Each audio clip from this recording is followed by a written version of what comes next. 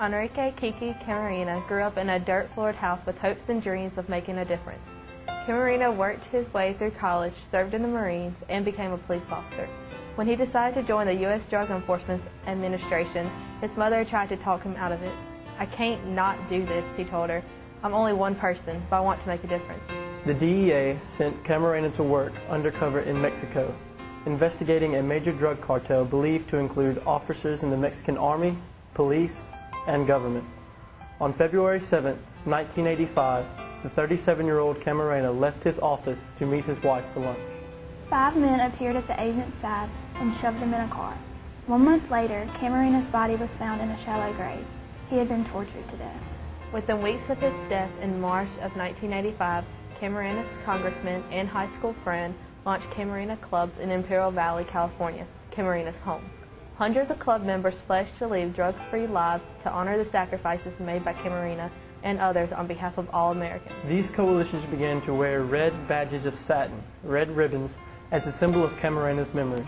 The Red Ribbon Week campaign emerged from the efforts of these clubs and coalitions. Today, Red Ribbon Week is nationally recognized and celebrated, helping to preserve Special Agent Camarena's memory and further the cause for which he gave his life. The Red Ribbon Campaign also became a symbol of support for the DEA's efforts to reduce demand for drugs through prevention and education programs. By wearing a red ribbon during the last week in October, Americans demonstrate their ardent opposition to drugs. They pay homage not only to Special Agent Camarena, but to all men and women who have made the ultimate sacrifice in support of our nation's struggle against drug trafficking and abuse. Do you understand the purpose of Red Ribbon Week? No, I do not. Red Ribbon Week is a national awareness campaign that encourages students and adults to promote a healthy, drug-free lifestyle. Do you believe we have a drug problem in Vicksburg? I think we have a small one. Yeah, I believe there's a drug problem everywhere. I couldn't say exactly what's in Vicksburg, but I believe it's one everywhere. Maybe marijuana and... I think crystal meth is probably another big one that we have here. What do you think the #1 drug problem is in Vicksburg? I would say something that they could get from home.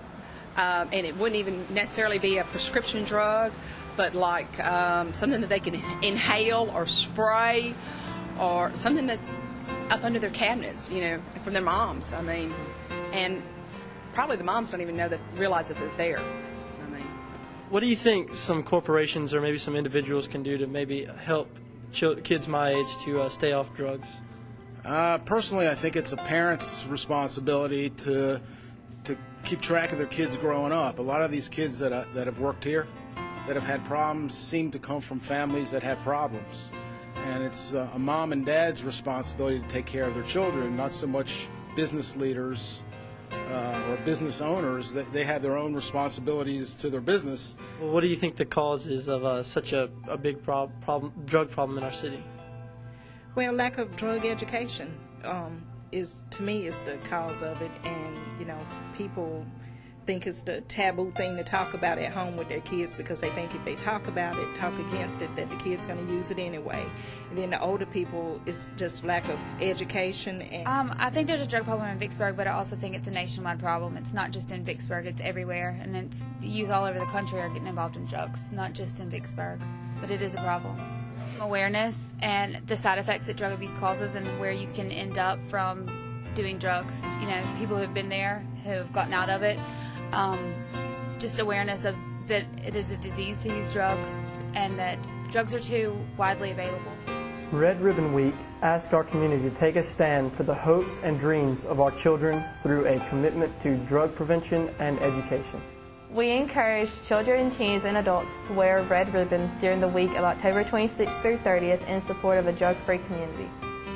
Wear a red ribbon. This video production is made possible by the Drug Free Communities Program grant by the Office of National Drug Control Policy and the Substance Abuse and Mental Health Services Administration to the Make a Promise Coalition for a Drug-Free Warren County. Special thanks goes to the What Up With That Teen Coalition.